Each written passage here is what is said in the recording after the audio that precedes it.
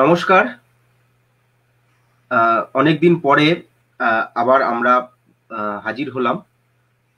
হাওড়া জেলার সবথেকে বড় ইতিহাস চর্চা গ্রুপ হাওড়ার ইতিবৃত্ততে আমাদের ফেসবুক লাইভে হাওড়া জেলার ইতিহাস চর্চা এই অনুষ্ঠানে আজকে আমরা চতুর্থ পর্বে এসেছি।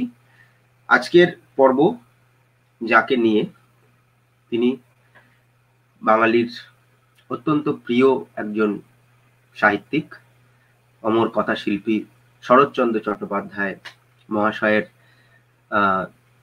জন্মদিন গেছে গতকাল।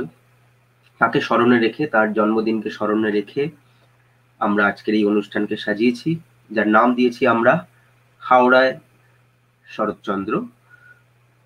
তো আমরা আসবো আলোচনায়। আমরা এই আলোচনায় প্রত্যেকবারের মতো এবারেও পেয়েছি বিশিষ্ট চিকিৎসক এবং হাওড়া গবেষক মাননীয় সুকান্ত মুখোপাধ্যায় মহাশয়কে। স্যারকে স্বাগত জানাচ্ছি।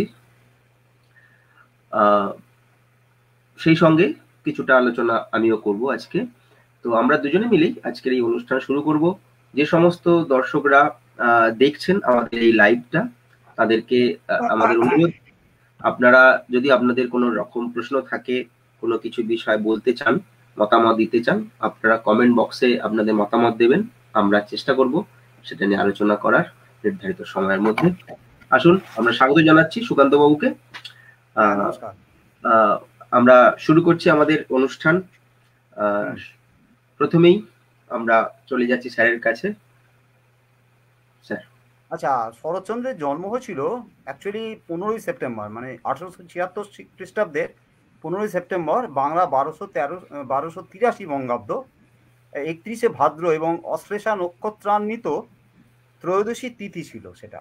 এখন এটা মানে ডকুমেন্টটা কোথায় পাচ্ছি আমরা, অর্থাৎ 1283 বঙ্গাব্দের 31শে ভাদ্র অশ্লেষা নক্ষত্রান্বিত ত্রয়োদশী তিথি শুক্রবার, এই যে ডকুমেন্টটা, এটা পাওয়া যাচ্ছে শিবপুরে। শরৎচন্দ্রের 52তম জন্মদিবসে একটা সংবর্ধনা দেওয়া হয়েছিল এবং যে সংবর্ধনা পত্রটি লেখা হয়েছিল সেটি শরৎচন্দ্রের সঙ্গে নিশ্চয়ই আলোচনা করে লেখা হয়েছিল। যিনি লিখেছেন তিনি ছিলেন বিশিষ্ট কবি ও সাহিত্যিক সন্ন্যাসীচরণ সাধু খাঁ, এবং ঘটনাচক্রে তার ছেলে জ্যোতির্ময় সাধু খাঁ এখনো বেঁচে আছেন।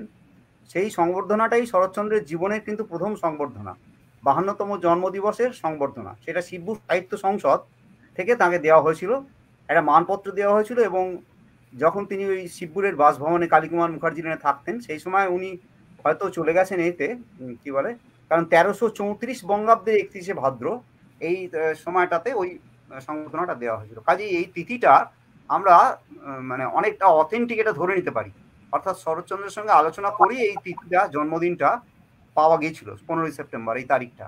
এবং সেই যে সংবর্ধনা পত্র সেটাও আছে, তার সঙ্গে ছবিটাও আছে, আমরা পরে যাব সেটাতে। শরৎচন্দ্রের বাবার নাম মতিলাল চট্টোপাধ্যায় এবং মা ছিলেন ভুবনমোহিনী দেবী। আর শরৎচন্দ্ররা নিজেরা হচ্ছেন অ্যাকচুয়ালি অনেকগুলো ভাই বোন। বড় দিদি ছিলেন অনিতা দেবী, এটা যারা শরৎচর্চা করেন তারা অনেকেই জানেন। তাছাড়া শরৎচন্দ্র ছোট ভাই ছিলেন প্রভাসচন্দ্র, তার একটা সমাধিক্ষেত্র ওই আমাদের এ বাড়িতে, যেখানে পানিত্রাসের বাড়ি আছে ওখানে আছে। স্বামী বেদানন্দ নামে উনি সন্ন্যাস নিয়েছিলেন। তার পরের ভাই ছিলেন প্রকাশচন্দ্র, আর তারপরে ছিলেন সুশীলা দেবী। এরা হচ্ছেন কয়েকজন ভাই বোন। শরৎচন্দ্রের সঙ্গে প্রত্যেক ভাই বোনেরই খুব সম্পর্ক অটুট ছিল। শরৎচন্দ্রের প্রথম দিকটা, জীবনের প্রথম দিকটা খুব কষ্টে কেটেছে, কারণ ওনার বাবা খুব একটা রোজগার পাতে কিছু ছিল না। তো বেশিরভাগ সময়টাই উনি ভাগলপুরে কাটিয়েছেন সাহিত্য আলোচনা করে। ভাগলপুরে একটা ছোট সাহিত্য সভা ছিল। তারপরে অনেকটা অংশ ওনার জীবনের কাটে রেঙ্গুনে। এই রেঙ্গুনে থাকাকালীন ওনার পড়াশোনাও কিন্তু খুব একটা হয়নি এই আর্থিক অনটনের কারণেই, কিন্তু এই সাহিত্য চর্চাটা বরাবর গোড়ার থেকেই ছিল। এবং রেঙ্গুনে যখন উনি ছিলেন তখন ওনার যে প্রথম বিয়ে হয় শান্তি দেবীর সঙ্গে, তাদের একটা ছেলেও হয়েছিল। দুর্ভাগ্যবশত প্লেগে সেই স্ত্রী এবং ছেলে দুজনেই মারা যায়। তো তারপরে উনি দ্বিতীয় যে বিবাহ করেছিলেন হিরণময় দেবীকে, হাওড়া জেলার মাজুর, শতবর্ষ অতিক্রান্ত মাজু পাবলিক লাইব্রেরির সঙ্গে ওনার যোগাযোগ ছিল। হ্যাঁ, আর নিশ্চয়ই আমি বলবো, আলোচনা করবো এটা নিশ্চয়ই। তিনি বলেছেন একটু অপেক্ষা করুন, কারণ আমরা ধীরে ধীরে আলোচনার দিকে যাব, অবশ্যই যাব। তো যেটা বলছিলাম, হ্যাঁ, এবার দ্বিতীয় বিয়ে যেটা করেছেন সেটা হচ্ছে কৃষ্ণদাস অধিকারীর কন্যা হিরণময়ী দেবী, যার আসল নাম ছিল মোক্ষদা দেবী। এই হিরণময়ী দেবীর সঙ্গে বিবাহ যেটা হয়েছিল, আচ্ছা সায়ন, আমার কথাগুলো শোনা যাচ্ছে তো? একদম একদম সুন্দর শোনা যাচ্ছে। আচ্ছা, তো এই হিরণময়ী দেবীর বিবাহ নিয়ে অনেকের অনেক রকম ধারণা আছে, যে এটা বিয়ে হয়নি আদৌ, শরৎচন্দ্রের কাছে উনি থাকতেন, শরৎচন্দ্র ওনাকে বাড়িতে রেখেছিলেন, ইত্যাদি নানা রকম ভুল ধারণা আছে। যেরকম পথের দাবী সব্যসাচী চরিত্রটা নিয়েও অনেক মানুষের মধ্যে অনেক ভ্রান্ত ধারণা আছে, সেটা আমি পরে বলছি। কিন্তু এই হিরণময়ী দেবীকে যে শরৎচন্দ্র বিবাহ করেছিলেন, তার প্রমাণ গোপালচন্দ্র রায়, শরৎ গবেষক, বিখ্যাত শরৎ গবেষক, তিনি হিরণময়ী দেবীর সঙ্গে দেখা করেছিলেন। এবং শুধু আচ্ছা। তাই নয়, রেঙ্গুনে যে থাকাকালীন শরৎচন্দ্রের এক বন্ধু ছিলেন, তিনি তাঁর বইতে এই ঘটনাটির বর্ণনা দিয়েছিলেন, যে ওই কৃষ্ণদাস অধিকারী, হ্যাঁ, যাদের বাড়ি ছিল তোমার এই শালবনির কাছে, তাকে আর্থিক সাহায্য পাঠাতে হতো। বরাবর শরৎচন্দ্র এই আর্থিক সাহায্য পাঠিয়েছেন, যেহেতু উনি খুব গরিব ছিলেন। এই শর্তেই আর কি বিয়েটা করা হয়েছিল, যে ওই আর্থিক সাহায্যটা দিতে হবে। এবং মাত্র 1-2বার হিরণময়ী দেবী বাপের বাড়ি গেছেন আর কি। আর ওনার আত্মীয়রা কিন্তু এখানে 2-1বার এসছেন, এই আমাদের হাওড়ার বাসভবন। যে এই ভুল মানে ভ্রান্তিবশত যে অনেক সময় ভুল থেকে যায় মানুষের মনে, তো যতটুকু আমরা জানতে পেরেছি গোপালবাবুর বই, গোপাল রায় অত্যন্ত বিখ্যাত গবেষক, শরৎ গবেষক, তো তিনি কিন্তু এটা পরিষ্কার করে দিয়েছেন। কারণ হিরণময়ী দেবী দীর্ঘদিন বেঁচে ছিলেন, এবং ওনার একটা মাত্র ছবি আছে, সায়ন সেটা নিশ্চয়ই আপনাদের বলবে, ওই প্রাণিতাসের বাড়িতেই আছে। বা বাকি ছবি ওনার কিছু পাওয়া যায় না। যাই হোক, রেঙ্গুনে যখন শরৎচন্দ্র রয়েছেন, তখনই কিন্তু মোটামুটি উনি সাহিত্য চর্চার মধ্যেই ছিলেন। ভাগলপুরেও একটা পত্রিকার সঙ্গে উনি যুক্ত ছিলেন, সেটা ছোট্ট হাতে লেখা পত্রিকা। কিন্তু রেঙ্গুনে থাকাকালীন ওনার লেখা কলকাতায় পাঠাতেন যমুনা পত্রিকায়, তারপর ভারতী পত্রিকায়, যেটা ঠাকুরবাড়ি থেকে প্রকাশিত হতো। তো 1914 সালে ওনার বিরাজ বউ বা বিন্দুর ছেলে বা রামের সুমতি ইত্যাদি, এইগুলো সমস্ত প্রকাশিত অলরেডি হয়ে গেছে। 1912 সালে শরৎচন্দ্র একবার হাওড়ায় এসেছিলেন অক্টোবর মাসে। সেই সময় উনি এই আমাদের খুরুট রোডের কাছে একটা বাড়িতে চরিত্রহীন উপন্যাসটা লিখছিলেন, এরকম একটা প্রমাণ পাওয়া গেছে। 1 মাসের ছুটি নিয়ে উনি রেঙ্গুন থেকে এসেছিলেন, এবং সেই সময় চরিত্রহীনটা লিখেছিলেন। তারপরে পাকাপাকিভাবে উনি আসলে হাওড়ায় চলে আসেন। একটা দুর্ঘটনা, সেটা হচ্ছে যে ওনার চাকরি চলে যায়, এবং রেঙ্গুনে যে বাড়িটা ছিলেন উনি, সেই বাড়িটা পুড়ে যায়।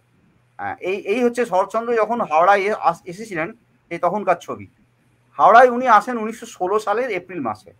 তখন ওনার একটা পা ফোলা রোগ চলছে, বেরি টাইপের, সেটা ওখানে সারেনি, রেঙ্গুনে অনেক চিকিৎসা করেও সারেনি। সেই কারণে উনি বাধ্য হয়ে হাওড়ায় এলেন।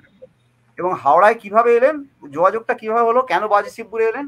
কারণ ওনার দিদি অনিলা দেবীর মেজ দেওরের মেয়ে রানুবালা, তার বাড়ি ছিল বাজিতশিবপুরে। এই রানুবালা দেবীর স্বামী ওই বাজিতশিবপুরে প্রথমে একটা 6 নম্বর বাড়ি, তারপরে একটা 4 নম্বর বাড়ি। তুমি সাধারণ ছোট ওদের এই যে যখন শিবপুরে ছিলেন, সেই সময় আমরা যে 2-3টে ছবি জোগাড় করতে পেরেছি, একটু যদি দেখাও শরৎচন্দ্রের, যে যখন আমরা শিবপুরে থাকতেন সেই সময় আমরা যে কটা ছবি জোগাড় করতে পেরেছি, সেগুলো যদি একটু দেখাও তাহলে খুব ভালো হয় দর্শকদের। একদম শরৎচন্দ্র, দেখাচ্ছি। হ্যাঁ, প্রথমে এলেন 6 নম্বর বাড়িতে শিবপুর, সেটা হচ্ছে বাজিতশিবপুর ফার্স্ট বাইলেন। ওইটা ছিল আমাদের রসিক বৈদ্যর বাড়ি। সেখানে উনি 8 মাস মতো ছিলেন। সে বাড়িতে আমি গিয়েছি, এখন সে বাড়ির কোনো অস্তিত্ব নেই। যে অংশটা শরৎচন্দ্র থাকতেন সেটা ফ্ল্যাট উঠে গেছে, পুরোপুরি ভেঙে দেওয়া হয়েছে বাড়িটা। এইটা হচ্ছে 4 নম্বর বাড়ি, ঋষিকেশ সরকারের বাড়ি। এই সরকার বাড়িতে উনি প্রায় 9 বছর ছিলেন, এবং সরকার গিন্নি যে তাকে খুব ভালোবাসতেন, বা তার স্ত্রীর সঙ্গে তার শরৎচন্দ্রের স্ত্রীর যে খুব সখ্যতা ছিল, সেটা বোঝা যায়। আচ্ছা, আমরা এই 4 নম্বর বাড়িতেও গিয়েছি। 4 নম্বর বাড়িটা এখন আপাতত, না এগুলো না, এগুলো পরে আসবে। 4 নম্বর বাড়িটার ছবি তোমাকে আমি পাঠিয়েছি, দেখো। 4 নম্বর বাড়িটা প্রথম যে অংশটা রয়েছে, সেটাতে এখন শীতলচন্দ্র বসু বলে একজন ভদ্রলোক থাকেন। শীতলচন্দ্র বসুর বাড়ি, তার ছেলে এখন ওখানে থাকেন।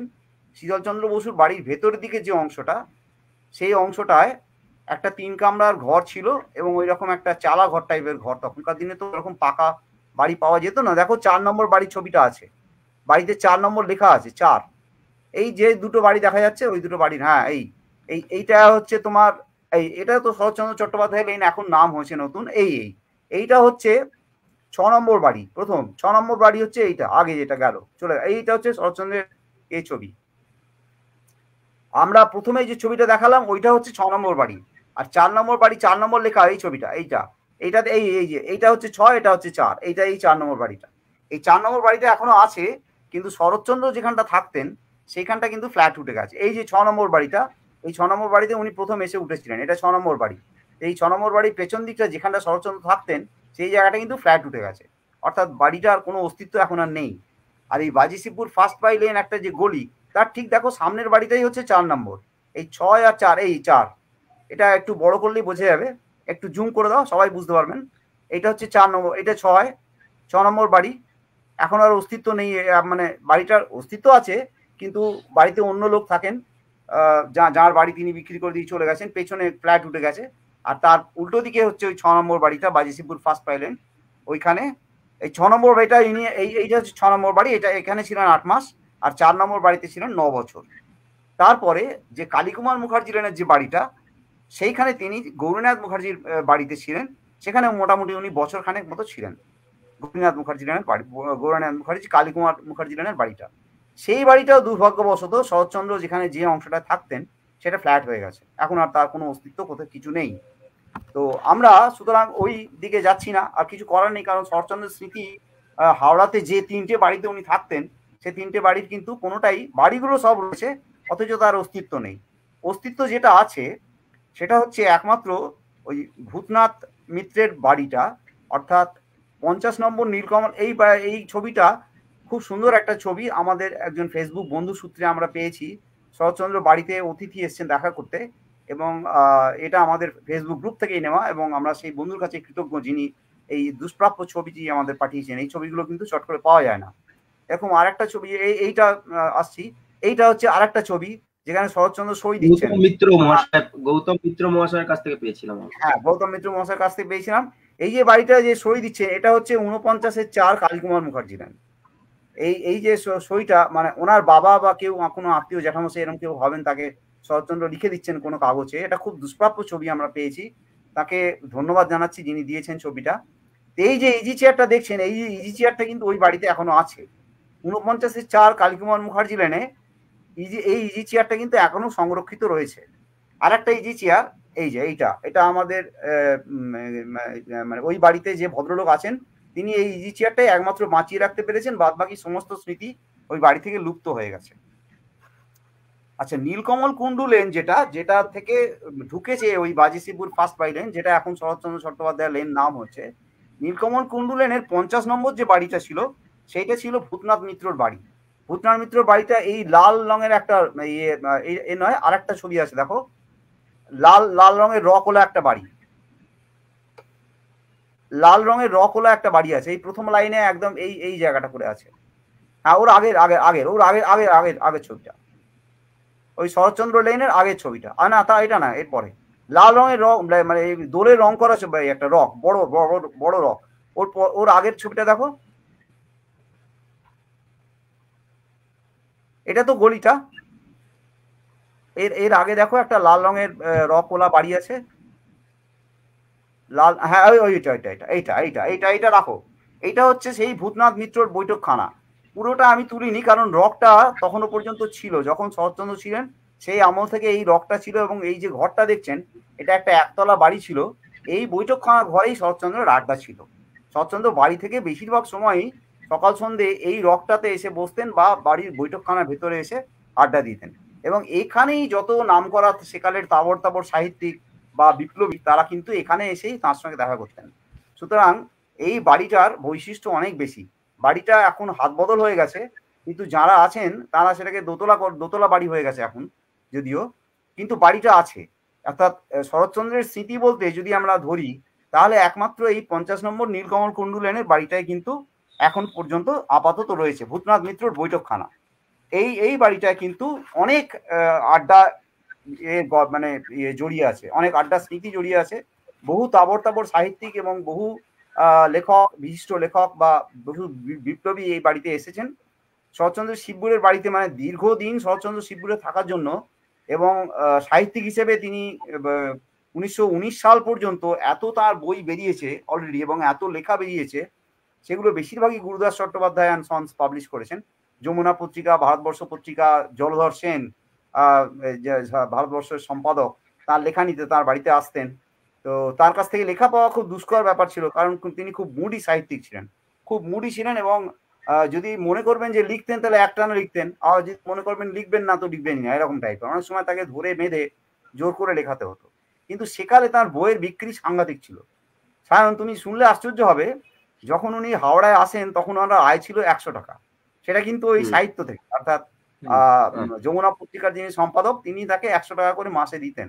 আর শরৎচন্দ্র যে হাওড়ায় থাকাকালীন তিনি এত রোজগার করেছেন যে ওই যে আমাদের পানিত্রাসের যে বাড়িটা আমরা দেখি, 11,000 টাকার সম্পত্তি, ওই রকম 11,000 সামথিং টাকা দিয়ে ওই অত বড় বিঘে মানে জমি, অত বড় জমি, অত বড় বাড়ি, তারপর তোমার পুকুর, এই সব উনি তৈরি মানে কিনে ফেলেছেন। মানে 11,000 টাকা সেই যুগে কম কথা নয়, ওই পানিত্রাসের বাড়ির ঘটনাটা।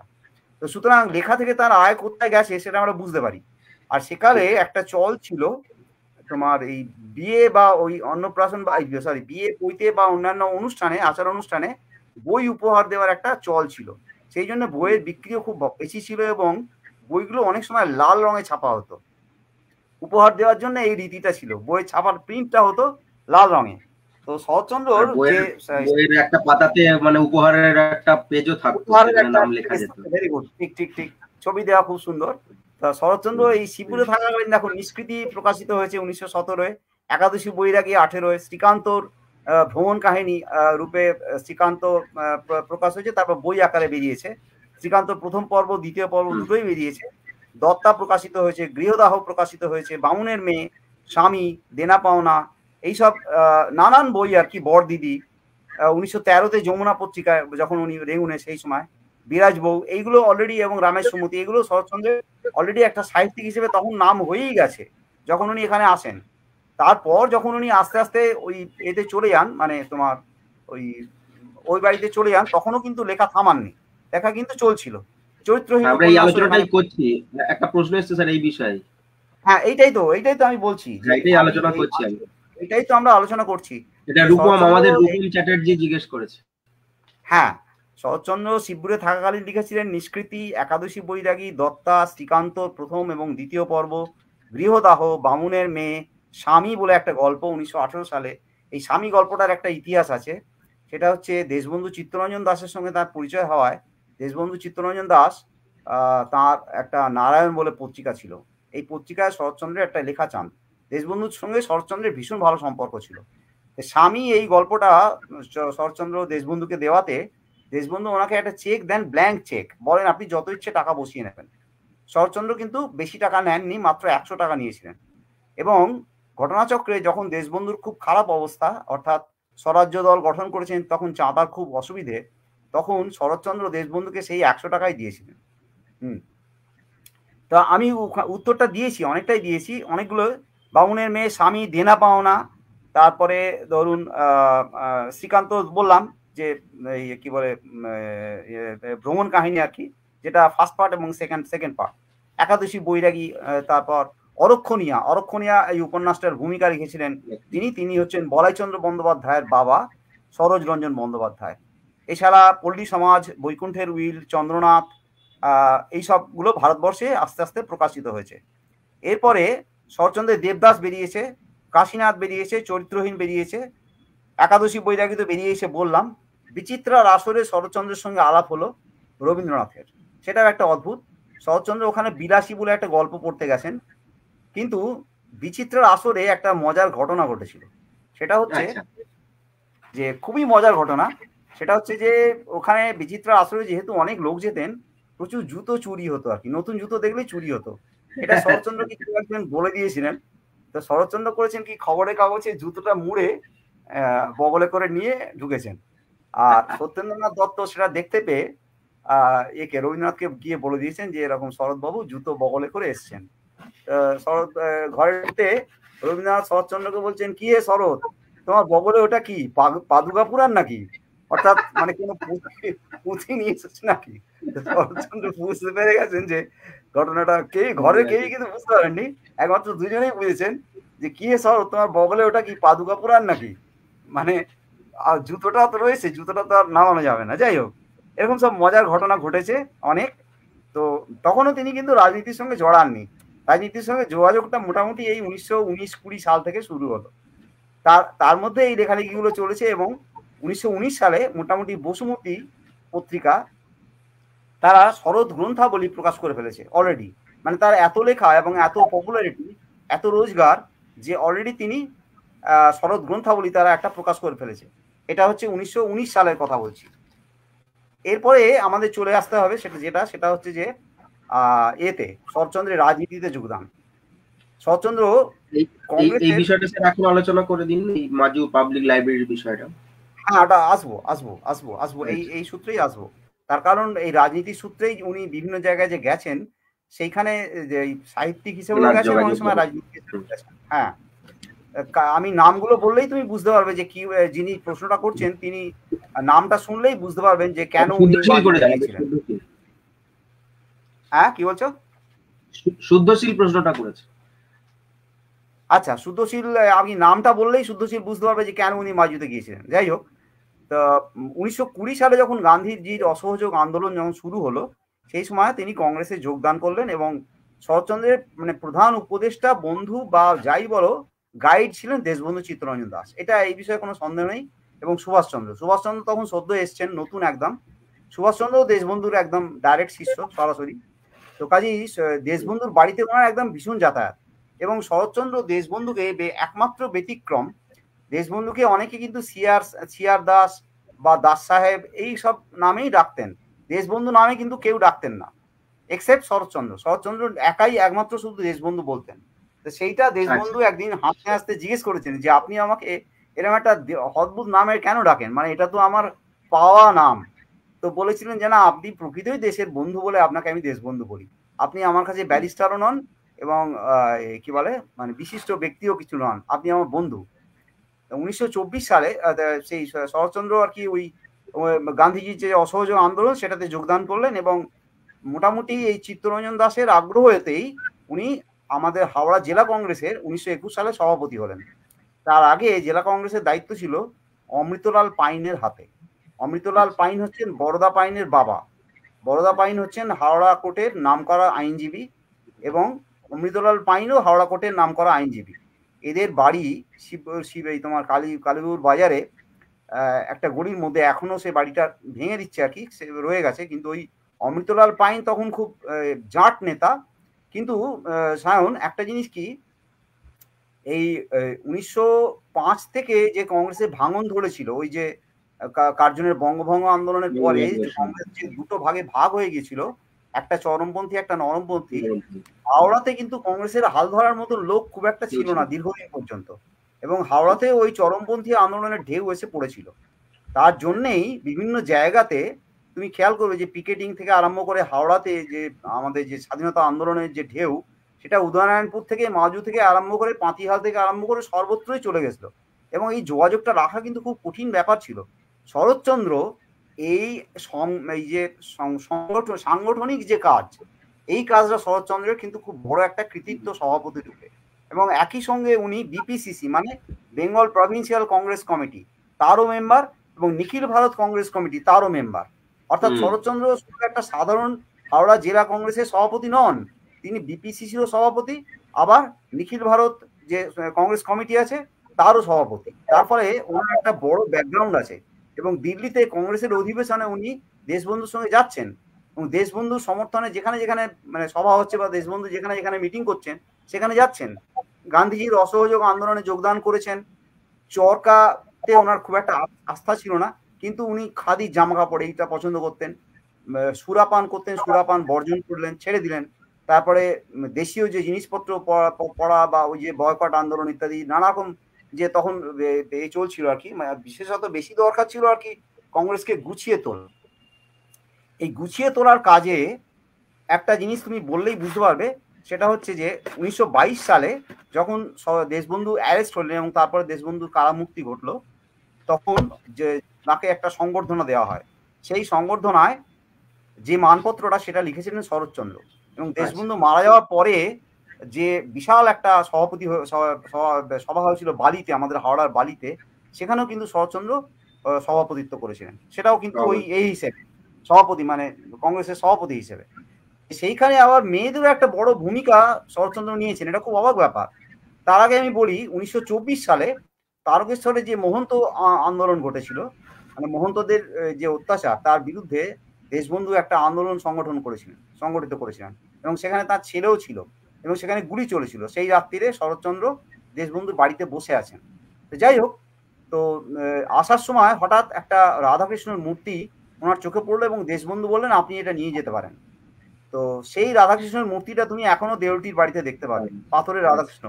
সেইটা এনে উনি বাজি শিবপুরের বাড়িতে রাখলেন এবং রোজ ওর পূজা করতেন মানে হচ্ছে গান গেয়ে আর কি। শরৎচন্দ্র ভালো গান গাইতেন, রবীন্দ্রনাথের গান টান বা অন্যান্য গান যেসব কীর্তন গাইতেন আর কি বেশি করে। ওই রেঙ্গুনে থাকাকালীন যে কীর্তনের দল টলও ছিল ওনার, তো সেই গান গেয়ে ওই রাধাকৃষ্ণের পুজো করতেন। ওই রাধাকৃষ্ণটা কিন্তু দেশবন্ধু দেওয়া, এটা অনেকে জানে না।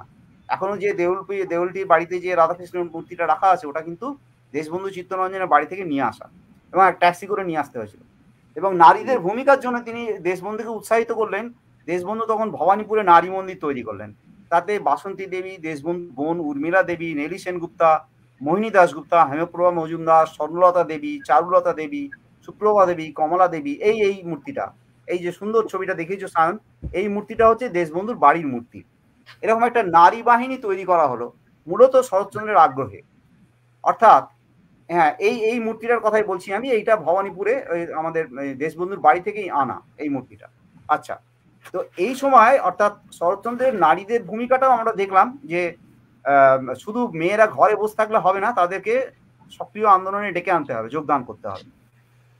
কংগ্রেসে ওনার যে প্রচন্ড একটা ডেডিকেশন ছিল মানে হচ্ছে উনি সিনসিয়ারলি কাজ করেছেন। প্রবোধ বসু শিবপুরের, নাগপাড়া প্রবোধচন্দ্র বসু ওনার খুব বড় সহায়ক ছিলেন। মাছ ধরা, দাবা খেলা, তাস খেলা, এইসব সমস্ত নেশা টেশা উনি বন্ধ করে দিলেন। শিবপুরে গুরুদাস দত্ত, বিজয় ভট্টাচার্য, সুশীল বন্দ্যোপাধ্যায়, মাজুর অমৃতলাল হাজরা, সতীসাধন গায়েন, মাজুতে থাকতেন, খুব বড় নেতা সতীসাধন গায়েন।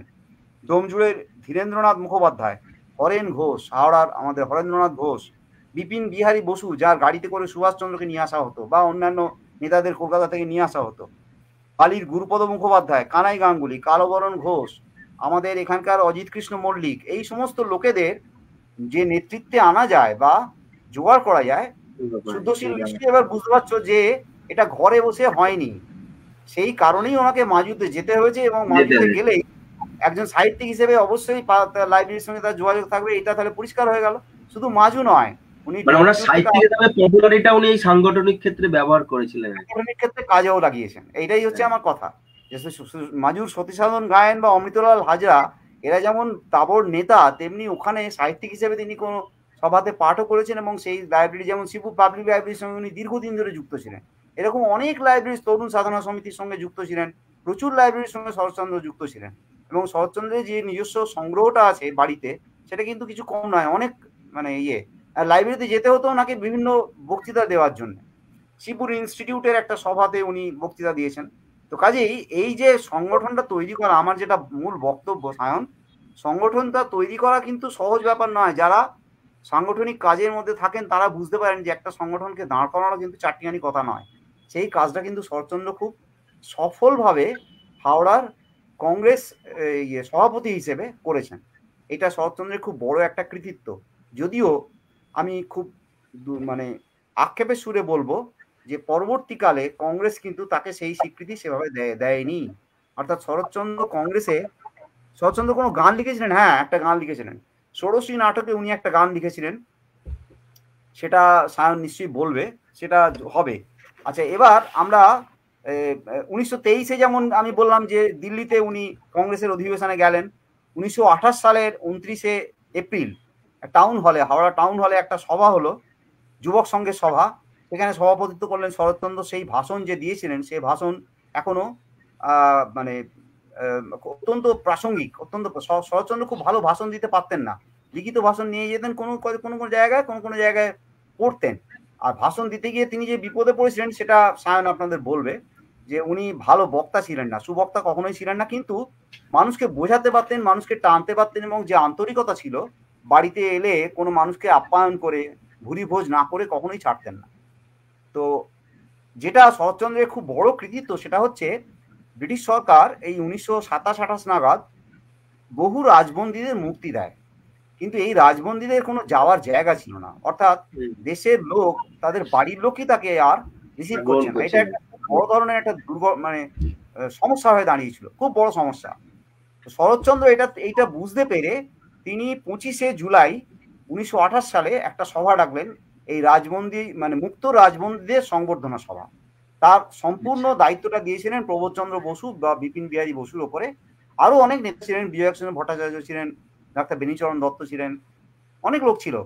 কিন্তু এই সভাটা শরৎচন্দ্রের জীবনে খুব স্মরণীয় সভা, কারণ এটা দেখার পরেই জেলায় জেলায় রাজবন্দীদের মুক্তির জন্য নানা রকম সভা আহত হতে লাগলো, রাজবন্দীরা আস্তে আস্তে অ্যাকসেপ্টেড হলেন।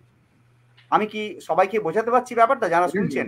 রাজবন্দী যারা ছিলেন, আমাদের দেশের মানুষ যারা আন্দোলন করতে গিয়ে ব্রিটিশের জেলে বন্দী ছিলেন, তারা যখন ছাড়া পেলেন তখন না তারা ঘরকা না ঘাটকা, অর্থাৎ তাদের ঘরেও স্থান হচ্ছে না, কারণ পুলিশ তাদের পেছনে লেগে আছে। আর তারা বাইরে কোথায় থাকবে? বাইরে তো কোনো এই নেই, শেল্টারই নেই। তো শরৎচন্দ্রের এই মানে অনুষ্ঠানটা অত্যন্ত গুরুত্বপূর্ণ স্থান নিয়েছিল আমাদের ভারতীয় জাতীয় রাজনীতিতে।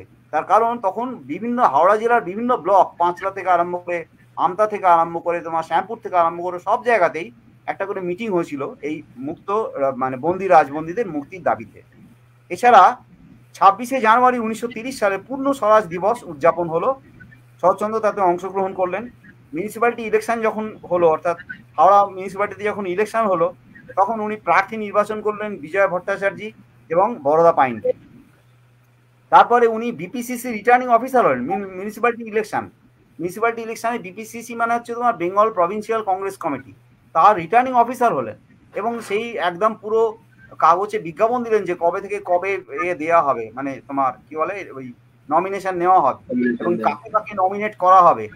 দেশবন্ধু চেয়েছিলেন, দেশবন্ধু মারা গেছেন অনেক আগে 25-এ, কিন্তু উনি চেয়েছিলেন যে শরৎচন্দ্রকে ওই কাউন্সিলের মধ্যে ঢুকিয়ে দেওয়ার জন্য, অর্থাৎ সরকারের যে প্রতিনিধিত্ব করা তার মধ্যে শরৎচন্দ্র থাকুন, এটা উনি চেয়েছিলেন। কিন্তু শরৎচন্দ্র নিজেই সেটা কখনো চাননি। বা মানে হাওড়ার অনেক নেতাও চেয়েছিলেন যে উনি মিউনিসিপ্যালিটি ইলেকশনে নিজে দাঁড়ান চেয়ারম্যানের পদে বা কিছুতে, দাঁড়ালে তো উনি জিতবেন অবশ্যই। শরৎচন্দ্র সরাসরি এই ধরনের কোনো ইলেকশনে অংশগ্রহণ করেননি, কিন্তু সুভাষচন্দ্র এসেছেন কলকাতা থেকে এই ইলেকশন পরিচালনা করতে, তার প্রমাণ আছে। এবং শরৎচন্দ্র খুব সুন্দরভাবে ব্যক্ত করছেন। অসংখ্য ধন্যবাদ আপনাকে, তিনি শুনছেন। সুভাষচন্দ্র কিন্তু হ্যাঁ, এই সুভাষচন্দ্র এসছেন এবং আমাদের এই আমরা খুব গর্বিত যে আমাদের হাওড়া ইতিবৃত্ত গ্রুপের যিনি অ্যাডমিন সৌভিক মুখার্জি, তার বাড়িতে সুভাষচন্দ্র একবার এসে উঠেছিলেন। সেটা সম্ভবত 1928 সালে, এবং সেখানে সম্ভবত শরৎচন্দ্র ছিলেন, সেটা সৌভিক বলতে পারবে না, কারণ হচ্ছে যে যারা পুরনো লোক তারা মারা গেছেন। কিন্তু ওদের বাড়িতে সুভাষচন্দ্রের একটা চেয়ার রাখা আছে, যে চেয়ারে সুভাষচন্দ্র বসেছিলেন। সুভাষচন্দ্র উঠেছিলেন মানে কি, একটা মাঠে বক্তৃতা করতে এসেছিলেন, তো ওদের বাড়িতে এসে উনি চা জল টল খেয়েছিলেন। শরৎচন্দ্র এসেছিলেন, কারণ শরৎচন্দ্র বাড়ি হতো তখন বাজিশিবপুরে। অনুমান করা যায় যে শরৎচন্দ্র বাজিশিবপুর না, দেউলটি থেকে 1928 সালে উনি শরৎচন্দ্র এসেছিলেন, ওই বাড়িতেও হয়তো এসেছিলেন। যাই হোক, এটা একটা খুব গর্বের ব্যাপার যে আমাদের অ্যাডমিনের বাড়িতে কিন্তু সুভাষচন্দ্র একবার এসে উঠেছিলেন। এবং সুভাষচন্দ্র সেই বাড়িতে মানে যারা যারা ছিলেন আর কি, তাদেরকে চেষ্টা করেছিলেন, বলেছিলেন যে আপনারা বিলিতি দ্রব্য পরবেন না, বিলিতি জামা কাপড় পরবেন না, এবং এই যে মানে পিকেটিং যেটা হচ্ছে দিকে দিকে মদের দোকানের পিকেটিং বা ইত্যাদি, সেই তোমার সেই বিষয়ে আর কি বোঝাতে চেয়েছিলেন। তো কাজেই শরৎচন্দ্র কিন্তু রাজনীতিতে একটা খুব বড় ভূমিকা নিয়েছেন, এটা আমরা বলতে পারি। তো শেষমেশ তারপরে তো রাজনীতিতে নানা রকম মতবিরোধ থাকে এবং কংগ্রেসের মধ্যে নানান দলাদলি ছিল, সেটা অস্বীকার করার কোনো জায়গা নেই। সেইখানে শরৎচন্দ্রের সঙ্গে মতবিরোধ হওয়াতে, আর তাছাড়া ওনারও শরীর খুব একটা ভালো যাচ্ছিল না, সেই জন্যে উনি 17ই ডিসেম্বর 1936 সালে পদত্যাগ করলেন এই সভাপতির পদ থেকে। তো শুদ্ধশীল নিশ্চয়ই উত্তরটা পেয়ে গেছো যে কিভাবে শরৎচন্দ্র। আচ্ছা, আমি একটা ঘটনা বলি। আমতায় একবার প্রফুল্লচন্দ্র রায়কে নিয়ে শরৎচন্দ্র সংগঠনের কাজে গেছেন, ঠিক আছে? সংগঠনের কাজে মানে হচ্ছে ত্রাণের কাজে গেছেন, ত্রাণের চাঁদা তুলতে গেছেন আমতায়। সে একদম বিচ্ছিরি অবস্থা, মানে গাড়ি ঘোড়া খুব খারাপ অবস্থা, মানে কাদা মাটির রাস্তা। প্রফুল্লচন্দ্র রায়, তার সঙ্গে একজন মহিলা নেতা রয়েছেন, এবং মানে খুবই রাস্তাঘাটের অবস্থা খুব খারাপ। প্রফুল্লচন্দ্র রায় হেসে শরৎচন্দ্রকে বলছেন, দেখুন আমরা এলাম, আমাদের এখানে যা আসতেই খরচা হয়ে গেল 10 টাকা। তো লাগছে। আচ্ছা, আবার আমাদের পেছনে যারা পুলিশ এসছে, মানে আমাদেরকে করার জন্য, পাহারা দেওয়ার জন্য, বা মানে কি বলে আমাদের পেছনে নজর রাখার জন্য, তাদেরও 10 টাকা মতো খরচা হয়েছে, মানে সরকার এবং আমাদের দুজনেরই খরচ হয়ে গেল। কিন্তু আমরা এসে দেখছি যে এখানকার উকিলরা রীতিমতো খদ্দর ছেড়ে দামি জামা কাপড় পরছে। আপনি কি আশা করেন যে এরা কোনোদিন স্বদেশী হবে? মানে মজা, এটা পুরো মজা করে বলছেন, কিন্তু সেখানকার মানুষ তাদেরকে ফেরায়নি। অর্থাৎ ওই আমতার মানুষেরা কিন্তু তাদের ফেরাননি, যথেষ্ট পরিমাণ টাকা দিয়েছিলেন। অর্থাৎ আমি এইটা বলতে চাইছি যে প্রফুল্লচন্দ্র শরৎচন্দ্রের সঙ্গে ত্রাণ কাজে গেছেন, এরকম একটা ঘটনা আমাদের হাওড়াবাসী হিসেবে খুব নিজেদের খুব উজ্জীবিত করে, অত্যন্ত গর্বের ব্যাপার। এবং ওই রকম রাস্তা পেরিয়ে শরৎচন্দ্র বসু দেউলটির বাড়িতে গেছেন, গিয়ে বলছেন আমার খুব তাড়া আছে, আমাকে এক্ষুনি উঠতে হবে। শরৎচন্দ্র বললেন যে শরৎ বসু মানে হচ্ছে নেতাজির দাদা শরৎচন্দ্র বসু, তাড়া আছে শরৎবাবু, আমাকে এক্ষুনি উঠতে হবে। শরৎচন্দ্র বলে বসুন, এসেছেন তো আগে বসুন। গিয়ে একজনকে বলে এই ডাব পাড়, ডাবের কাঁদি, তো তিনি তো চোখেই দেখেননি, তিনি বলছেন ডাবে কি, এই তো ডাবের পুরো কাঁদি। বলছে হ্যাঁ আপনি যত ইচ্ছে খান, তো গাছের ডাব। তারপরে গরুর দুধ এলো, তারপরে লুচি এলো, জল খাবার হলো, এইসব করতে তো বেলা গড়িয়ে গেল আলটিমেট। মানে এই হচ্ছে তার আতিথেয়তা, অর্থাৎ তাড়াতাড়ি চলে যেতে হবে বললে তো হবে না, আমার বাড়ি খেয়ে দিয়ে এসে তারপর যেতে হবে। এরকম জলধর সেন এসছে লেখা নিতে, শরৎচন্দ্র বসিয়ে রেখেছেন, লিখছি বলছে, লিখছি, এদিকে হিরণময়ী দেবী তার জন্য জলখাবার বানাচ্ছেন ভেতরে শিবপুরের বাড়িতে, এই আমাদের 6 নম্বর বাজি শিবপুরের বাড়িতে। তো জলধর সেন ভাবছেন যে কখন শেষ হবে রে বাবা। তা আলটিমেটলি সে সন্ধ্যের দিকে, মানে একটা সামান্য লেখা নেওয়ার জন্য তাকে সন্ধ্যে পর্যন্ত বসে থাকতে হবে। এই হচ্ছেন শরৎচন্দ্র, মানুষ শরৎচন্দ্র। শরৎচন্দ্রের কোন উপন্যাসে কোন লেখার বিবৃতিতে সেই সময়কার হাওড়া শিবপুরকে সরাসরিভাবে পেতে পারি, এটা বলা খুব শক্ত। তবে আমার মনে হয় যে ঠিক সেইভাবে আমি তো ওইভাবে আমরা আলোচনা করতে পারবো না, কারণ এটা তো ওই ধরনের আরো অনেক রিসার্চের দরকার, মানে অনেক বিশ্লেষণমূলক আলোচনা নয়। তবে ষোড়শী হ্যাঁ, আমরা এইটা তো যিনি প্রশ্নটা করেছেন ভালো প্রশ্ন করেছেন, কিন্তু সেইভাবে মেলানো খুব মুশকিল, কারণ তখনকার দিনের যে সমাজ সেটা শরৎচন্দ্রের এতে লেখায় তো রিফ্লেক্টেড হয়েছে। আমি যতটুকু মনে পড়ছে যে আমাদের এখানে একটা আলোচনা লোটাস সরকার ষোড়শী নাটকে যে চরিত্রটি আছে, একজন সাধুনী আর কি, মানে সাধুনীর চরিত্র, সেইটা বাতাই মন্দিরের একজন ছিলেন, তাকে করা হতো, মানে একজন আর কি ওরকম বৃদ্ধা সাধুর মতন ছিলেন আর কি। সেটা তো আগে উনি আলোচনা করেছেন। হ্যাঁ, আলোচনা করেছেন যে সম্ভবত ওই চরিত্রটা দেখে শরৎচন্দ্র ষোড়শী চরিত্রটা মানে মিশিয়েছেন। তবে আমি এইটা কিন্তু তোমার শেষ করবো আমার আলোচনাটা পথের দাবি নিয়ে, তারপরে তোমাকে অনেকটা বলতে হবে, বলার আছে। তাহলে শরৎচন্দ্রের রাজনৈতিক জীবনটা নিয়ে মোটামুটি হয়ে গেল অনেকটা বলা আমাদের। আর গান যে উনি লিখেছিলেন সেটা তো বললাম, যে একটা গান লিখেছেন ষোড়শীর জন্য, কবিতাও লিখেছেন। এরপরে যেটা আলোচনা করার আমাদের দরকার সেটা হচ্ছে যে পথের দাবি। পথের দাবি আলোচনা করার আগে আর একটা মিথ ভেঙে দেওয়া দরকার। সেটা হচ্ছে যে সিংহভাগ মানুষ মনে করেন যে পথের দাবি যে সব্যসাচী চরিত্র, পথের দাবি এমন একটা উপন্যাস যেটা গোটা ভারতবর্ষকে নাড়িয়ে দিয়েছিল সেই যুগে। এবং সবচেয়ে মজার ব্যাপার হচ্ছে, আমার কাছে খুব ভালো লাগে, মজা না সরি, সবচেয়ে আনন্দের ব্যাপার সেটা হচ্ছে যে চলচ্চিত্রায়ন হয়েছে অনেক পরে, স্বাধীনতার অনেক পরে হয়েছে, সেটাও কিন্তু সেখানেও কিন্তু উত্তম কুমার এত সুন্দর অভিনয় করেছেন, ওইটা একটা কাল্ট হয়ে গেছে, একদম কাল্ট হয়ে গেছে, সত্যি কথা। মানে পথের দাবি যেমন উপন্যাস হিসেবে মারাত্মক, ছাড়া যায় না, এবং সিনেমা হিসেবেও খুব মারাত্মক। কিন্তু সব্যসাচী চরিত্রটা অনেকেরই মনে করেন রাসবিহারী বসুর চরিত্র দিয়ে গড়া, রাসবিহারী বসুকে দেখে গড়া। ব্যাপারটা অতটা ঠিক নয়। এই কারণে রাসবিহারী বসু 1915 সালে এদেশ থেকে চলে যান। তখন শরৎচন্দ্র সবে হাওড়া এসছেন।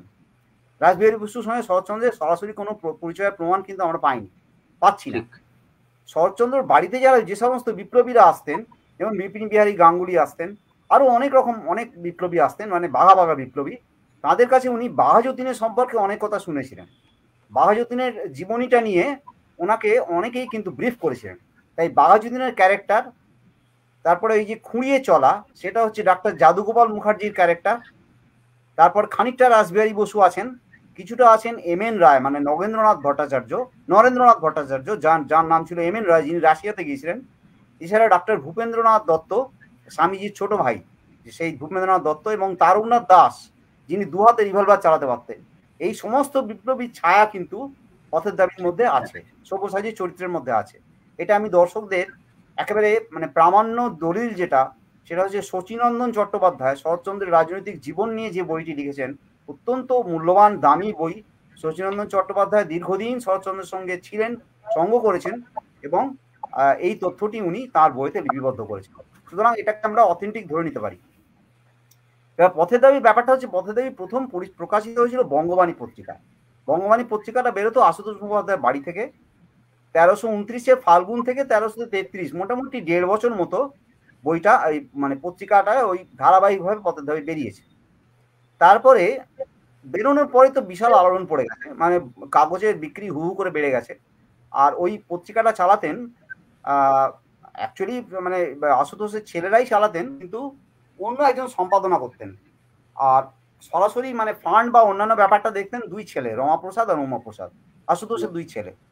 তো যাই হোক, এবার যখন শরৎচন্দ্রের সমস্ত বই ছাপতেন গুরুদাস চট্টোপাধ্যায়, অ্যাডভান্স টাকা উনি দিয়ে রেখেছেন যে পথের দাবি ছাপবেন। কিন্তু যখন বেরোনো শুরু হলো তখন দেখা গেল যে চারদিক থেকে রীতিমতো ভয় আসছে, মানে আতঙ্কের ব্যাপার। অ্যাডভান্স নিয়ে রেখেছেন শরৎচন্দ্র কিছুতেই কিন্তু বইটার বই আকারে বের করতে দিচ্ছেন না। পত্রিকায় বেরিয়ে গেছে, পত্রিকা হু করে বেটে কাটা হয়ে গেছে, কেটে গেছে, পত্রিকা বিক্রি হয়েছে।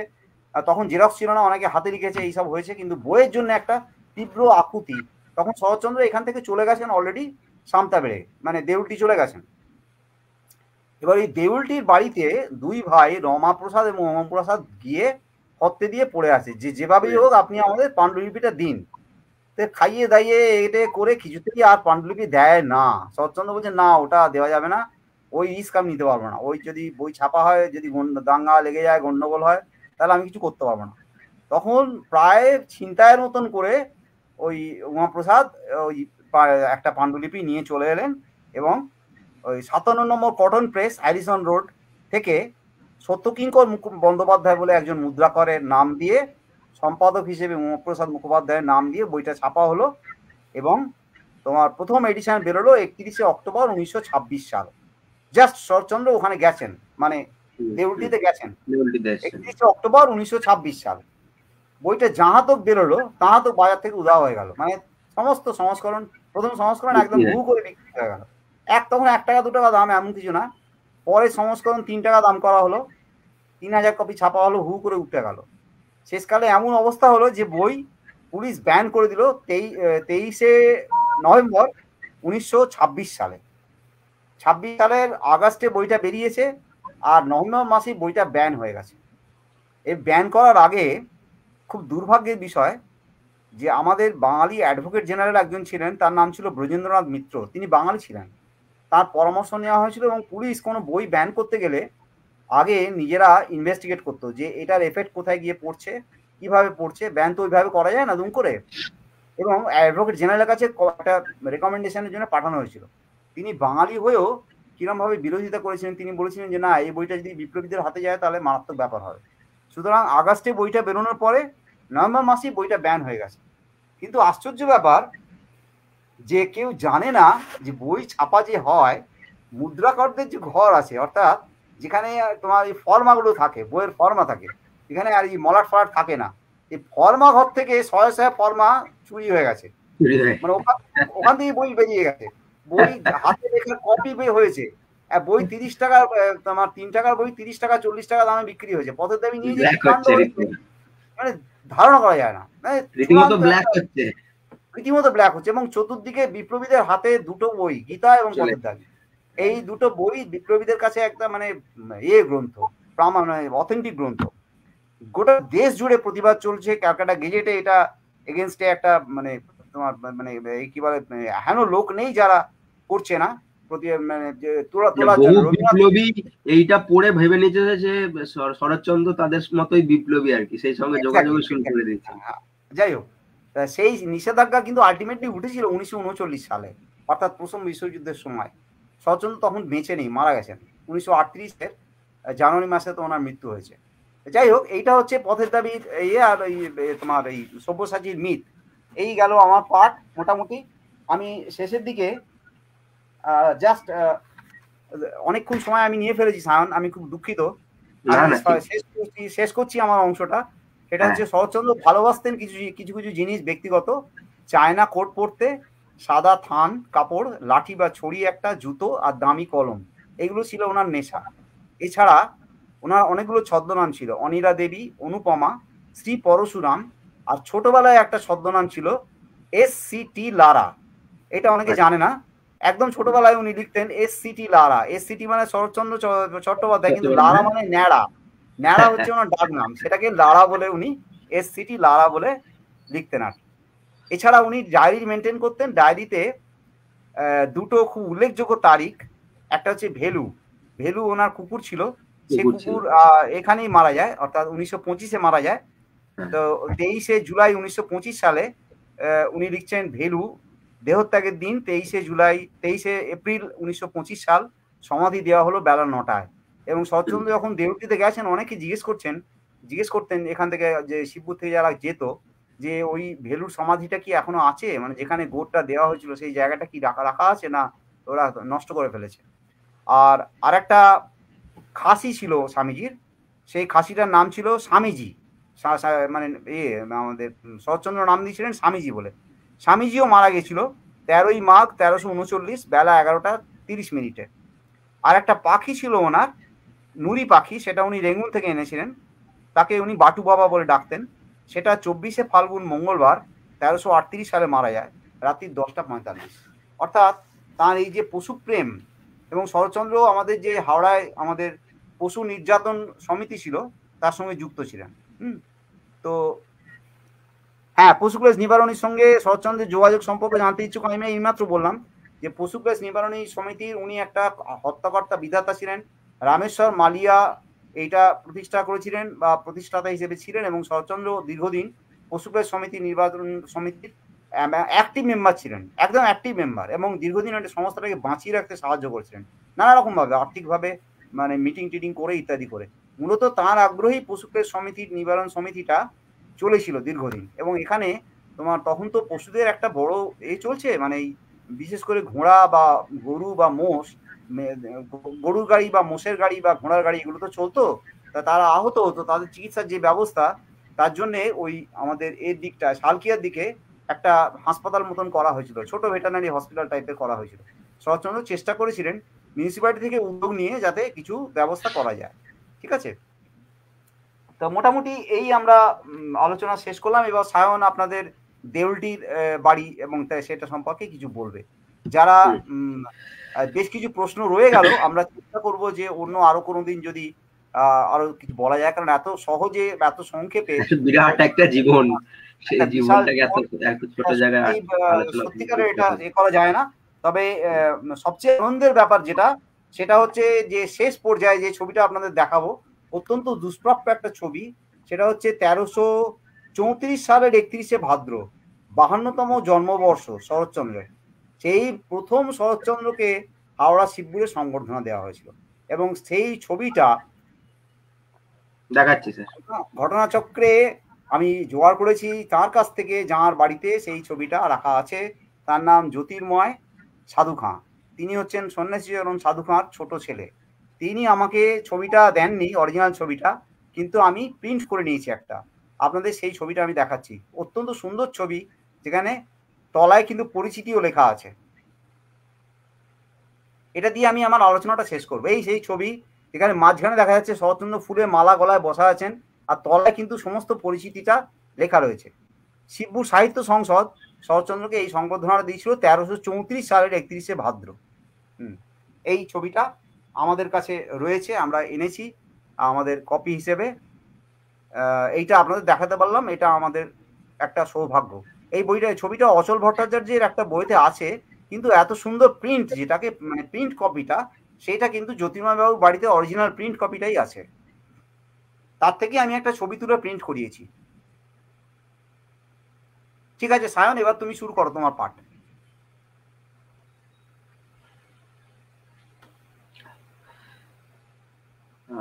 আমার পাঠ বলতে সেরকম ব্যাপার নাই। এরপরে মানে শরৎচন্দ্র হাওড়ার শিবপুরে তার জীবন কাটানোর পর তিনি 1926 খ্রিস্টাব্দে চলে আসেন হাওড়ার একদম পূর্ব প্রান্তে, পশ্চিম প্রান্তে, যেখানে তার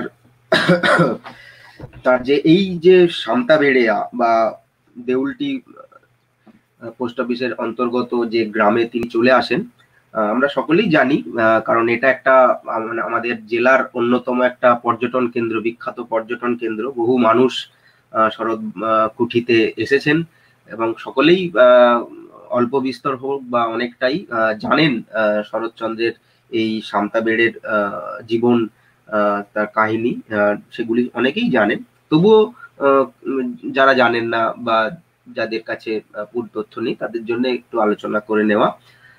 তো যেটা বলার সেটা হচ্ছে যে শরৎচন্দ্রের যে দিদির কথা স্যার বললেন, অনিলা দেবী, অনিলা দেবীর বিয়ে হয়েছিল এই সামতাবেড়ে যে জায়গাটা তার কাছাকাছি আরেকটি জায়গা, সেটা পানিত্রাস মৌজার আন্ডারে, সেটার নাম ছিল গোবিন্দপুর।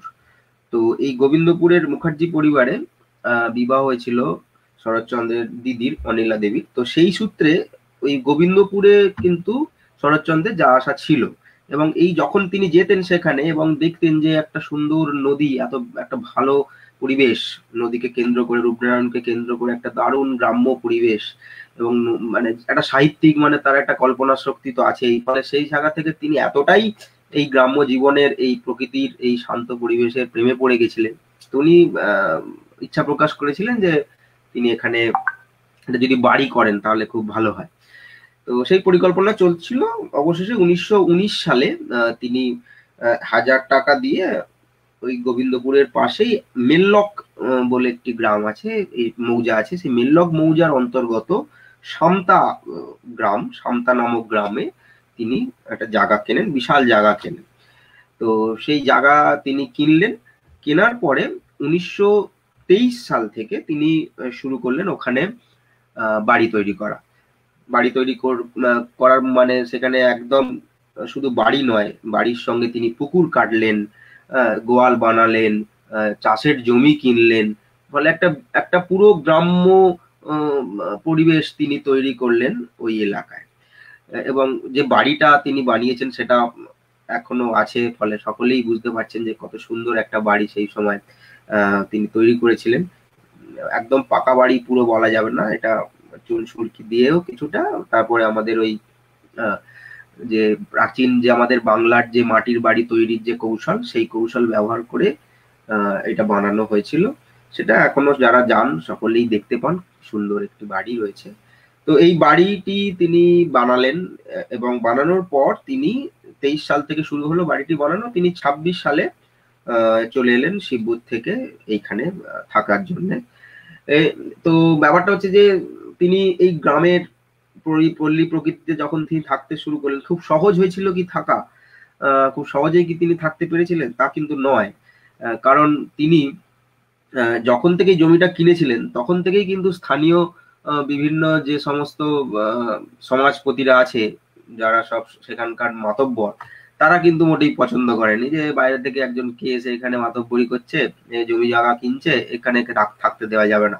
তো তারা নানা রকম চক্রান্ত করে, নানা রকম ভাবে কোর্টে কেস করে জমি কেড়ে নেওয়া, ক্রোক করে নেওয়ার নানা রকম পরিকল্পনা করার চেষ্টা করেছিলেন, অনেক রকম পরিকল্পনা করেছিলেন। কিন্তু যেহেতু শরৎচন্দ্রের তখন একটা ভালো খ্যাতি দেশ জুড়ে, ফলে স্বাভাবিকভাবেই তিনি তার প্রভাব, তার যোগ্যতা খাটিয়ে তিনি কিন্তু এই সমস্ত বিষয় থেকে ধীরে ধীরে ধীরে ধীরে নিজেকে ট্যাকেল করছিলেন। কিন্তু তাও এলাকার মানুষজন কিন্তু, মানে যারা পিছনে লাগার লোকের কিন্তু অভাব ছিল না।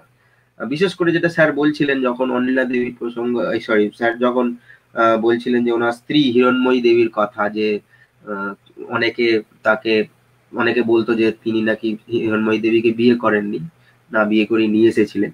তো এই যে ব্যাপারটা, এইটা কিন্তু এখানে কিন্তু চাউর হয়ে গেছিল এবং ওই যারা পিছনে লাগতো তারা কিন্তু এটা রটিয়ে দিয়েছিল যে বিয়ে না করে একটা মেয়েকে নিয়ে এখানে মানে বিয়ে থাকতো আর কি, বিয়ে না করে থাকছে। তো এইটা একটা চাউর হয়ে গিয়ে এবং তাকে সমাজ থেকে, তখনকার সমাজটা অনেকটাই মানে সংকীর্ণ ছিল এখনকার থেকেও, ফলে একটা সমাজে তাকে এক ঘরে করে দেওয়ার মতো একটা পরিস্থিতি তৈরি হয়েছিল। এবং শুধু এক ঘরে মানে তো মানে বোঝাই যাচ্ছে কিরকম ব্যাপার, চারিদিক থেকে তাকে বাধা সৃষ্টি করা। তিনি যে চাষ করতেন জমিতে, সেই জমিতে চাষ করা নানা রকম ভাবে বন্ধ করে দেওয়ার চেষ্টা হয়েছিল। জমি থেকে চাষ করার পর যে ফসল গাড়িতে করে নিয়ে আসা, গরুর গাড়িতে করে, সেই গরুর গাড়ি আটকে দেওয়া হচ্ছে। মানে নানা রকম ভাবে, মানে যেভাবে সম্ভব ওনাকে নানা রকম ভাবে সমস্যা তৈরি করার চেষ্টা কিন্তু করা হয়েছে। কিন্তু তাও শরৎচন্দ্র কিন্তু যথেষ্ট বিচক্ষণতার সঙ্গে এই সমস্ত বাধা বিপত্তি কিন্তু ট্যাকেল করছিলেন একের পর এক। তারপর দেখা যাচ্ছে যে ওনার যে ভগ্নিপতি ওখানে আছেন, সেই ভগ্নিপতি যিনি অনেকটাই ওনার এই বাড়ি তৈরি যখন হচ্ছিল তখন মানে অনিলা দেবীর স্বামী, তিনি এবং অনিলা দেবীর স্বামীর ভাই, এরাও সবাই মিলে হেল্প করছিল শরৎচন্দ্রকে যে এখানে বাড়িটা তৈরি করার ব্যাপারে। তাদের পিছনেও লাগা হচ্ছিল, তাদের নামে ভুলভাল অভিযোগ দেওয়া শুরু হয়েছিল। এইভাবে নানা রকম ভাবে বাধা সৃষ্টির চেষ্টা করেছিলেন কিন্তু ওইখানকার কিছু মানুষজন। এমন এমন অভিযোগ করা হয়েছিল যে সামতা থেকে একটা খাল এসেছে, এই মেললক থেকে একটা খাল সামতা গ্রামের দিকে, সামতামের দিকে গেছে, সেই খালটা তখন সুইচ গেট ছিল না, তো সেটা নাকি খুলে দিয়ে জল বন্যার সময় জোয়ারের জল ছেড়ে গ্রামকে ভাসিয়ে দেওয়ার চেষ্টা করছেন শরৎচন্দ্র এবং তার পরিচিত লোকজন, আত্মীয়রা। এরকম অভিযোগ উঠে একদম হই হই রই রই ব্যাপার হয়ে গেছিল। তো শরৎচন্দ্র সেটাকেও ট্যাকেল করেছিলেন। কিভাবে ট্যাকেল করলেন? তার ট্যাকেল করার মূল শক্তিটা কিন্তু ছিল তার পল্লী প্রকৃতির প্রতি ভালোবাসা আর সেখানকার মানুষকে ভালোবাসা। কারণ তিনি যথেষ্ট পরিমাণে সেই এলাকার মানুষজনকে ভালোবাসতেন। শুধু ভালোবাসা নয়, তাদের জন্য তাদের বিপদে আপদে কিন্তু সবসময় শরৎচন্দ্র এগিয়ে এসেছিলেন। আমরা জানি এগুলো, আমরা অনেক ঘটনা এগুলো আমাদের পরিচিত আছে। তিনি খুব ভালো ডাক্তারি করতে পারতেন, হোমিওপ্যাথি ডাক্তারি করতে। এখনো কিন্তু ওনার বাড়িতে যদি আমরা যাই, সেই যে ওষুধের বাক্স সেটা কিন্তু রাখা আছে, যেখানে ওষুধ আছে, মানে ওষুধে রাখা হতো আর কি। তো সেই চিকিৎসা কিন্তু করতেন তিনি। কিন্তু আমাদের যে জানি আমরা যে যেহেতু রূপনারায়ণের বন্যা প্রত্যেক বছর লেগে থাকতো, ফলে বন্যার ফলে বিস্তীর্ণ এলাকা ভেসে যেত। সেই সমস্ত জায়গায় মানুষজনকে ত্রাণ দেওয়া, যেটা স্যার আমতায় ত্রাণ দেওয়া, ত্রাণ কার্যের জন্য আসার কথা বলছিলেন, এরকম কিন্তু উনি ওখানেও কিন্তু যে বন্যা হলেই কিন্তু উনি ত্রাণ কার্যের জন্য ছুটে চলে যেতেন। শুধু তাই নয়, মানে যখন বন্যা হতো, বাঁধ মেরামত করতে হবে, তো বাঁধ মেরামতি করতে গেলে বাঁশ কিনতে হবে, অত বাঁশ কোথা থেকে পাবে? শরৎচন্দ্র টাকা দিয়ে দিলেন বাঁশ কেনার জন্য। তারপরে উনি মাঝি মল্লা যারা আছেন তাদেরকে যখন যার সমস্যা হচ্ছে চিকিৎসা করছেন, কৃষকদের চিকিৎসা করছেন। তারপরে যখন আমরা দেখতে পাচ্ছি মহামারী হচ্ছে, বন্যা হচ্ছে, মহামারী, এগুলো তো গ্রামের দিকে মানে একদম সেই সময় প্রচুর প্রকট একটা ব্যাপার ছিল, সমস্যা। মহামারীর সময় তিনি কিন্তু একদম গ্রামে চলে যাচ্ছেন, তার বাড়িতে লোকজন চলে আসছে, তারা এসে আশ্রয় নিচ্ছে। বন্যার সময় তার বাড়িতে লোকজন চলে আসছে, এসে আশ্রয় নিচ্ছে, তাদেরকে চিকিৎসা করছেন। ভালো চিকিৎসার জন্য তিনি শহরে যোগাযোগ করছেন, সেখান থেকে ওষুধপত্র আনানোর ব্যবস্থা করছেন। ফলে এরকম ভাবে কিন্তু উনি মানুষের পাশে থাকার চেষ্টা করছেন। আর পশু পাখি নিয়ে কথা হচ্ছিল, স্যার বলছিলেন যে শিবপুরে ওনার যে কুকুরটা ছিল মারা গেছিলেন, তার নাম ছিল ভেলু। ভেলু। ভেলু ভেলু হ্যাঁ ভেলু। তো ওনার এইখানেও সামতাপাড়াতেও তিনি কিন্তু একটা কুকুর পুষেছিলেন, তার নাম ছিল বাঘা। ঠিক ঠিক ঠিক। তো বাঘা যেমন ছিল, সেই সঙ্গে যে খাসির কথা বললেন স্বামীজি, এছাড়াও তার দুটো মানে ছিল, ছাগল ছিল, একটা পাঁঠা, দুটো পাঁঠা ছিল। একটার নাম ছিল বড় মিয়া আর একটার নাম ছোটে মিয়া।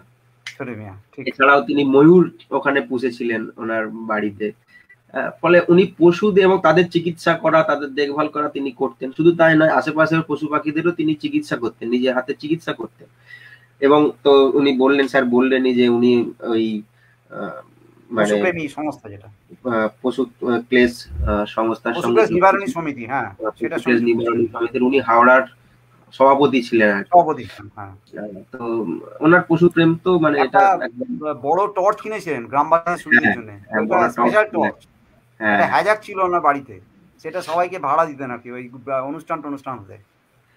এবং আরো ভালো খবর, আরো একটা তথ্য পাওয়া যায় যে উনি সেই সময় সাপের উপদ্রব হতো, সাপে কেটে মারা যেত, তিনি কিন্তু সেই চিকিৎসাও করেছিলেন। এবং সাপ নিজে যখন বিষধর সাপ এসেছে, তিনি নিজে সেটাকে সেখান থেকে সরিয়ে দিয়েছেন নানা রকম প্রক্রিয়া অবলম্বন করে। ফলে তিনি কিন্তু পশু প্রেম এবং পশুকে কেন্দ্র করে বা এই সমস্ত বন্যপ্রাণীকে কেন্দ্র করে যে একটা ব্যাপার, সেটা কিন্তু উনি গ্রামাঞ্চলে এই এই বিষয়গুলোর সঙ্গে রিলেট করতেন। ফলে খুব সহজেই গ্রামের মানুষের সাপোর্ট কিন্তু ওনার সঙ্গে ছিল সবসময়। যে কোনো রকম আইনি লড়াই হোক বা যে কোনো বিষয় হোক, যখনই কিছু সমাজের কিছু প্রভাবশালী ব্যক্তি ওনার পিছনে লাগার চেষ্টা করেছেন, গ্রামের মানুষের কিন্তু সাপোর্টটা তিনি 100% পেয়েছেন। এটাই ওনার কিন্তু শক্তি ছিল। উনি যে 11-12 বছর ওখানে টিকে ছিলেন, তার পেছনে কিন্তু এই সাধারণ মানুষের এই যে ভালোবাসা, সেটা কিন্তু একদম বিরাট কাজ করেছিল। নাম ছিল দা ঠাকুর, ওখানে নাম ছিল দা ঠাকুর। হ্যাঁ, বিপদে আপদে পড়লে ওকে বলতো দা ঠাকুরের কাছে যাওয়া। আর একটা বিষয় স্যার, সেটা হচ্ছে যে উনি কিন্তু নারী শিক্ষা নিয়ে যথেষ্ট চিন্তিত ছিলেন। মানে যেহেতু গ্রামেতে একজন এত বড় একজন মনের মানুষ, তিনি যখন গ্রামে যাচ্ছেন, তিনি দেখতে পাচ্ছেন পরিষ্কার যে গ্রামে নারী শিক্ষা বলে কিছু নেই, নারীদের স্বাধীনতা বলে কিছু নেই। তো উনি চেষ্টা করছিলেন যে এখানে কিভাবে নারী শিক্ষাকে জাগরণ করা যায়। তো ওখানে একটি মহিলা প্রাথমিক স্কুল, বালিকা প্রাথমিক স্কুল তৈরির পেছনে কিন্তু ওনার যথেষ্ট অবদান ছিল, যেটা পরবর্তী ক্ষেত্রে শান্তা বালিকা বিদ্যালয়ের নাম হয়েছিল। তো ওই স্কুলটার তিনি সভাপতি ছিলেন, এবং স্কুলটার যখন যেরকম প্রয়োজন পড়েছে রেকমেন্ডেশনের জন্য হোক বা বিভিন্ন রকমের অর্থ অনুদান সংগ্রহ করতে হোক, উনি কিন্তু সেটা চেষ্টা করেছেন, নিজেও অনেক টাকা দিয়েছেন। পরবর্তী ক্ষেত্রে এই বিদ্যালয়টি শরৎচন্দ্র বালিকা বিদ্যালয়ের নাম হয় এবং সেটি এখনো স্মৃতি বহন করে চলেছে। তো এইভাবে কিন্তু তিনি গ্রামের শিক্ষা, সমাজ, স্বাস্থ্য সমস্ত দিক থেকে কিন্তু মানে মানুষের পাশে দাঁড়াতে চেয়েছেন। যেটা ওনার এই যে গ্রামে থাকা, গ্রামে শুধু একটা একটা মানে একটা কবি বা সাহিত্যিক এত বড় একজন, তিনি তো খুব সহজেই ওই রয়্যালটির টাকায় বিলাসবহুল জীবনযাপন করতে পারতেন, আরামে থাকতে পারতেন, শহরে বড় বাড়ি করে থাকতে পারতেন। কিন্তু উনি গ্রামে চলে এলেন, গ্রামের মানুষের সঙ্গে সাধারণভাবে মিশলেন। সেখান থেকে তিনি তার উপন্যাস, তার লেখার রসদ পেলেন। শুধু তো নিলে হবে না, তাদেরকে দিলেনও, তাদের সঙ্গে সরাসরি তাদের পাশে দাঁড়ালেন। ফলে এইভাবে তিনি গ্রামের মানুষের সঙ্গে একাত্ম হয়ে গেছিলেন। অবশেষে যখন তার শরীর খারাপ হলো, তাকে চলে আসতে হলো ওখান থেকে, এবং তিনি শহরেই মারা গেলেন, কলকাতাতে। ফলে তারপরে তো ওনার মানে লেগেসি এখনো চলছে। ওখানে বিরাট শরৎ মেলা হচ্ছে, এখনো ওখানকার মানুষজন যথেষ্ট ওনাকে শ্রদ্ধা করেন, ওনাকে নিয়ে ভাবেন, ওনাকে নিয়ে চর্চা করেন, যেটা কিন্তু আর বাংলার কোথাও হয় কিনা জানি না। শরৎচন্দ্রকে নিয়ে মানুষের ভাবনা চিন্তা করা তো প্রায় উঠেই গেছে। তো সেইটা কিন্তু এখনো ওখানে হয়, প্রদর্শনী হয়। স্যারও তো মনে হয় প্রদর্শনী করতে গেছিলেন শরৎ মেলাতে। শরৎ অঞ্জলি বলে আমরা একটা প্রদর্শনী করেছিলাম, সেটা শরৎ সদন এবং শরৎ মেলা দু জায়গাতে দেখার জন্য হয়েছিল, এবং অশ্বিনী দত্ত রোডের বাড়িতেও দেখানো হয়েছিল। হ্যাঁ, শরৎ অঞ্জলি এইটা সম্ভবত 2004-05 এরকম সময়টা। এই মোটামুটি আর একটা খুব গুরুত্বপূর্ণ ঘটনা ঘটেছিল ওই সময়, সেইটা একটু সংক্ষেপে আলোচনা করব, বেশি সময় নেই, আমরা প্রায় অনেকটা সময় এগিয়ে চলে এসেছি। সেটা হচ্ছে ঘাটাল ঝামেলা, নেভিগেশন কোম্পানি। হ্যাঁ, এটা নিয়ে একটা ঝামেলা হয়েছিল। তো ঘাটালের বিষয়টা হচ্ছে যে যারা ওই চত্বরে গেছেন বা রূপনারায়ণ চত্বরে ঘুরেছেন, তারা খুব ভালো করেই জানবেন যে ওই রূপনারায়ণের উল্টো দিকটাই হচ্ছে মেদিনীপুর, কিছুটা গেলেই ঘাটাল। তো সেইখানে ওই কলকাতা থেকে মানে আমাদের আর্মেনিয়ান ঘাট থেকে কিন্তু জাহাজ চলাচল করতো, বোট চলাচল করতো, এবং সেইটা আমাদের এই পানিত্রাসের কাছ দিয়ে একটা যাওয়ার ব্যাপার ছিল, একটা ঘাট ছিল পানিত্রাস ঘাট বলে।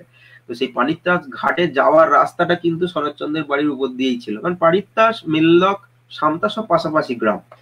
ফলে ওই সমস্ত এলাকায় ওই নদী পারাপারের জন্য এই সমস্ত গ্রামের মানুষ কিন্তু ওখান দিয়ে যেত। ফলে খুব সুন্দরভাবে কিন্তু উনি কিন্তু এই ঘাটের সঙ্গে কিন্তু খুব নিবিড়ভাবে যুক্ত ছিলেন। এখন ব্যাপারটা হচ্ছে, অনেক মানুষ ওই যখন ওই ঘাট দিয়ে যেতেন, দূরে ওই বাড়িটা দেখা যেত, যখন জিজ্ঞেস করতেন কার বাড়ি, যখন বলতো শরৎচন্দ্রের বাড়ি, তারা খুব আনন্দিত হতেন যে বাহ, শরৎচন্দ্রের মতো একজন মানুষের বাড়ি এরকম নদীর তীরে রয়েছে, এখানে রয়েছে, আমরা ভাবতেই পারছি না। এরকম একটা ব্যাপার ছিল। ওই নদীর পথ দিয়ে অনেক বিপ্লবীরা, অনেক স্বাধীনতা সংগ্রামীরা গোপনে এসেছেন, রাত্রেবেলা এসে ওনার সঙ্গে ডিসকাশন করেছেন, ওনার বাড়িতে থেকেছেন, এরকমও অনেক ঘটনা পাওয়া যায়। তো এই ঘাটালে তো দুটো কোম্পানির জাহাজ চলতো। একটা ব্রিটিশদের, সেটা হচ্ছে ক্যালকাটা স্টিম নেভিগেশন কোম্পানির জাহাজ চলতো, আর একটা ঘাটালের নিজস্ব একটা নেভিগেশন কোম্পানির, ঘাটাল নেভিগেশন কোম্পানির জাহাজ ছিল, মানে নৌকা, মানে ঘাট ছিল আর কি। তো দুজনের চলতো, কিন্তু যেহেতু ওরা ব্রিটিশ সরকারের সঙ্গে জড়িত একটাই, ফলে সেক্ষেত্রে ওদের সবসময় একটা হম্বিদম্বি ওরা করতো এবং ওরা জোর খাটিয়ে বেশি করে যাত্রী তুলে নিত, নানা রকম ভাবে ওরা এক প্রকার এদেরকে অত্যাচারিত করতো, নানা রকম ভাবে এদেরকে ডিপ্রাইভ করার চেষ্টা করতো। তো সেইটা মেনে নিতে পারেনি আমাদের এখানকার যে ঘাটালের যে কোম্পানি, তারা কিন্তু মেনে নিতে পারেনি। ফলে তারা চেষ্টা করেছিল যে এটার একটা প্রতিবাদ হওয়া দরকার আছে।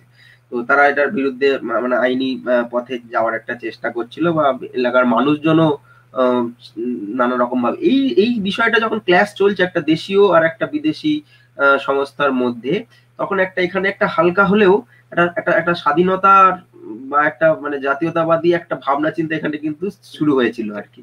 সেইটাকে কিন্তু শরৎচন্দ্র ওই সময় ওখানে ছিলেন, উনি একদম পরিষ্কার বিষয়টা বুঝেছিলেন থেকে যে কি হচ্ছে, এবং উনি এইখানে সাপোর্ট করেছিলেন এই দেশীয় মানে ঘাটাল স্টিম নেভিগেশন কোম্পানির যে সংস্থাকে, তাকে কিন্তু উনি সাপোর্ট করেছিলেন এবং তাদের হয়ে যা করার সেটা কিন্তু উনি করার চেষ্টা করেছিলেন, এবং রীতিমতো মানে কিভাবে আইনি পথে কিভাবে ওদেরকে ধাক্কা ট্যাকেল করা যায় সেটা কিন্তু উনি চেষ্টা করেছিলেন ওনার মতো করে। সাধারণ মানুষের তো অবশ্যই তিনি সাপোর্ট পেয়েছিলেন, কিন্তু এটা করতে গিয়ে এই লড়াই করতে গিয়ে আইনি লড়াইয়ের জটিলতার মধ্যে কিন্তু পড়ে যায়, মানে আইনি জটিলতা করতে গিয়ে যেহেতু এটা দেশীয় একটা কোম্পানি, এরা কিন্তু টাকা পয়সা প্রায় শেষে হয়ে যায়, মানে এদের অবস্থা খুব খারাপ হয়ে যায়, আর্থিক দেউলিয়া হয়ে যাওয়ার কাছাকাছি চলে আসে। তখন একটা সংকট তৈরি হয় যে তাহলে এই ঘাট তাহলে এই সংস্থা তাহলে বন্ধ হয়ে যাবে, তাহলে একটা দেশীয় ভাবনা বন্ধ হয়ে যাবে, দেশীয় উদ্যোগ বন্ধ হয়ে যাবে। তখন কিন্তু শরৎচন্দ্র নিজে উদ্যোগী হয়ে এই ঘাটের এই কোম্পানিকে দাঁড় করানোর জন্য আর্থিকভাবে তিনি কিন্তু উদ্যোগী হয়েছিলেন, এবং তিনি নিজে চিঠি লিখেছিলেন, যে চিঠি কিন্তু প্রকাশিত হয়েছিল আমাদের পত্রিকাতে, বঙ্গবাসীতে প্রকাশিত হয়েছিল। তো সেই চিঠিতে তিনি কিন্তু আবেদন করেছিলেন মানুষজনকে যে এটা একটা কিন্তু দেশীয় একটা ভাবনা, এটা একটা আমাদের দেশের জাতীয়তাবাদী একটা ভাবনা চিন্তা। তো সেইটা একটা জোয়ার তুলে তিনি কিন্তু আর্থিকভাবে সহযোগিতা করার জন্য এই কোম্পানির পিছনে দাঁড়িয়েছিলেন। ফলে আমরা দেখতে পাচ্ছি যে শরৎচন্দ্র কিন্তু মানে যেখানেই ছিলেন, হাওড়ার যে প্রান্তেই ছিলেন, তিনি কিন্তু জাতীয়তাবাদী আন্দোলনে প্রত্যক্ষ পরোক্ষভাবে কিন্তু তিনি একদম নিজেকে বিলিয়ে দিয়েছিলেন আর কি। আচ্ছা, এখানে একটা স্যার প্রশ্ন এসেছে, শরৎচন্দ্র চট্টোপাধ্যায়ের ছবি কি কোনো ডাক টিকিটে প্রচলিত আছে? শরৎচন্দ্রকে নিয়ে তো অবশ্যই ডাক টিকিট হওয়ার কথা, আমার যতদূর ধারণা নিশ্চয়ই থাকার কথা, তবে এখন এই মুহূর্তে আছে কিনা কি ব্যাপার সেটা আমাদের একটু দেখতে হবে। তবে শরৎচন্দ্রকে নিয়ে যেহেতু এত বড় একজন মানুষ, ওনাকে নিয়ে নিশ্চয়ই ওনাকে শ্রদ্ধা জানিয়ে ডাক টিকিট হয়েছে কোনো না কোনো সময়, নিশ্চয়ই আসা খুব একটা কিছু হয়েছে বলে মনে হয় না, কারণ ওখানকার যে মানে আন্দোলন অনেক হয়েছিল একবার, ওই স্টেশনটার নাম তো শরৎচন্দ্র নামে করা। এখন তো কিন্তু ওখানকার পঞ্চায়েতের নামটা কিন্তু শরৎচন্দ্র, হ্যাঁ হয়েছে, এবং অনেক দিন পরে, মানে আমাদের তো সবই 100-150 বছর লেগে যায়, এতদিন পরে বাড়িটা হেরিটেজ হিসেবে ঘোষণা করার একটা প্রচেষ্টা চলছে, এটা খুব দুর্ভাগ্য। আচ্ছা সায়ন, আমরা আলোচনাটা শেষ করবো একটা দুর্লভ তথ্য দিয়ে, ছবি দেখিয়ে। সেটা হচ্ছে শরৎচন্দ্রের মৃত্যুর আগের সই করা শেষ একটা ডিক্লারেশন। শরৎচন্দ্রের মৃত্যুর আগে যে ডিক্লারেশন দিতে হয়েছিল, তার যে ওপর অপারেশন হয়েছিল, ডক্টর কুমুদ শঙ্কর রায় করেছিলেন, সেই একটা ডিক্লারেশন তাকে দিতে হয়েছিল যে I take on myself the risk of operation to be done by doctor KS Roy, operation on to operate on me. এটা হচ্ছে 12/1/38 সালে। তার সঙ্গে শরৎচন্দ্র নিজের ভাষায় লিখছেন, with all my senses and courages intact. এই দুর্লভ ছবিটা একটা বই থেকে নেওয়া। এই দুর্লভ ছবিটা আপনারা হয়তো অনেকটা বুঝতে পারবেন না, কারণ এটা জেরক্স করা ছবি, ঝাপসা। আমি ওই জন্য পড়ে দিলাম যে I take on myself all the risk of operation and risk, হ্যাঁ, বা risk operation done by doctor KS Roy to operate on me. এরপরে উনি সই করেছেন শরৎচন্দ্র চ্যাটার্জি 12/1/38। তারপর নিজে হাতে লিখেছেন নার্সিং হোমের অ্যাড্রেসটা, হ্যাঁ, park nursing home, with all my senses and courages intact. এই কথাটা, এই যে এই জায়গাটা ওনার নিজে, right, with very good, thank you very much. With all my senses and courages intact, এটা শরৎচন্দ্র নিজে হাতে যোগ করেছেন। এটা হচ্ছে শরৎচন্দ্রের শেষ লেখা। 16 তারিখে উনি মারা যান, 12 তারিখে অপারেশন হয়। এইটা আমরা দর্শকদের দেখাতে পারলাম। আমি সূত্রটা বলে দিই যারা জানতে চাইবেন। এইটা হচ্ছে শরৎচন্দ্র প্রসঙ্গ বলে একটা বই আছে, এখন আর পাওয়া যায় কিনা জানি না, উমাপ্রসাদ মুখোপাধ্যায়ের লেখা, যিনি এই অপারেশনের প্রায় সমস্ত খরচই বিয়ার করেছিলেন, অর্থাৎ ব্যয় করেছিলেন। এবং সেটাও একটা বিতর্কিত কোনো প্রসঙ্গ, পরে কোনোদিন কোনো সময় আলোচনা করা যাবে। যে অনেকেই শরৎচন্দ্রের অনুরাগীরা দাবি করেছিলেন যে যে সে খরচা তাড়া করেছিলেন, কিন্তু উমাপ্রসাদ এই বইটার মধ্যে সমস্ত ডাক্তারদের বিল থেকে আরম্ভ করে সমস্ত কিছু প্রমাণ করেছিলেন যে খরচা সমস্ত কিছু তিনিই করেছিলেন গোপনে। শরৎচন্দ্রের মৃত্যুর অনেক পরে যদিও বইটা বেরিয়েছিল। যাই হোক, এইটা আমাদের শেষ শ্রদ্ধার্ঘ দর্শকদের কাছে এবং আমাদের যারা শ্রোতা বন্ধু যারা দেখছেন সকলের কাছে, সকলকে অভিনন্দন জানাচ্ছি আমি এবং সায়ন দুজনেই আমাদের গ্রুপের পক্ষ থেকে। আপনারা আমাদের সঙ্গে ছিলেন, শুনেছেন আমাদের কথা, আপনাদের মতামত দিয়েছেন, অসংখ্য ধন্যবাদ। ভবিষ্যতে আমরা আবার এরকম অনুষ্ঠান করব, অবশ্যই আপনারা সঙ্গে থাকবেন। একদম একদম স্যারের কথার রেস ধরেই বলি যে আজকের যুগে দাঁড়িয়ে আমরা যেটা বারবার বলার চেষ্টা করি যে মানে কোথাও না কোথাও আমরা কিন্তু আমাদের এই রুটস, আমাদের এই যে কৃষ্টি সম্ভার, এই যে এত এত এত অসাধারণ মানুষজন আমাদের একটা ভিত তৈরি করে দিয়েছেন আমাদের সংস্কৃতির, সে সাহিত্যিক হোক বিজ্ঞানী হোক, বহু মানুষ আছেন, তাদেরকে কিন্তু আমরা আজকে কোথাও না কোথাও ভুলতে বসেছি। আমরা আমাদের ব্যস্ততার জীবনে নানা রকম কাজ করছি ঠিকই, কিন্তু কোথাও না কোথাও আমরা এই ফিরে দেখতে ভুলে গেছি। তো আমাদের চেষ্টা, হাওড়া জেলার এই গ্রুপে আমাদের চেষ্টা এটাই যে আমরা আমাদের রুটটাকে কখনোই ভুলবো না, আমরা রুটটাকে ধরে রাখার চেষ্টা করব। নতুন প্রজন্ম যারা মোবাইল ফোন, যারা বেশি বেশি ডিজিটালাইজেশনের দিকে ঝুঁকছে, তাদের কাছেও আমরা আমাদের এই রুটটাকে তুলে ধরার চেষ্টা করব, যাতে তারাও পুরোপুরি একবারেই বিস্মৃত না হয়ে যায়, বাঙালি একবারেই তার ঐতিহ্য তার সংস্কৃতি থেকে যাতে ভুলে না যায়। সেই চেষ্টা আমাদের করা হাওড়া জেলাকে কেন্দ্র করে। সেই চেষ্টায় আপনারা সবসময় আমাদের সঙ্গে আছেন, আমাদেরকে সাপোর্ট করছেন বলেই আমরা কিন্তু একের পর এক পর্ব করতে পারছি। আপনারা যদি না আমাদের এই লাইভ দেখতেন, যদি না আমাদের সঙ্গে থাকতেন, তাহলে কিন্তু আমরা কখনোই করতে পারতাম না। ফলে আপনারা এইভাবেই আমাদের পাশে থাকুন। ভবিষ্যতেও আমরা আরো অন্যান্য খুব গুরুত্বপূর্ণ বিষয় আছে, সুকান্ত বাবু আছেন, আমরা সবাই আছি, নানা রকম ভাবে আমরা আপনাদের কাছে তুলে ধরবো। অনেক আকর্ষণীয় জিনিস রয়েছে, অনেক না জানা জিনিস রয়েছে হাওড়া জেলা নিয়ে, সেগুলো নিয়েও আমরা আসবো এখানে। তো আপনারা এভাবেই আমাদের সঙ্গে থাকবেন আশা রাখছি। আর এই ভিডিওটাতে একে শেয়ার করে দিন, যত বেশি বেশি মানুষের কাছে পৌঁছাতে পারেন ততই ভালো। শেয়ার করুন আপনারা সবাই।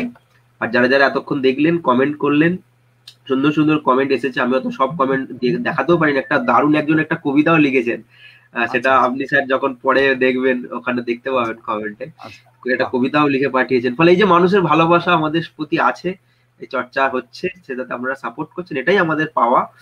এভাবেই পাশে থাকুন, এভাবেই আমাদের সঙ্গে থাকুন। এই বলে সকলকে অনেক ধন্যবাদ জানিয়ে আমরা আমাদের আজকের অনুষ্ঠান শেষ করছি। নমস্কার। নমস্কার।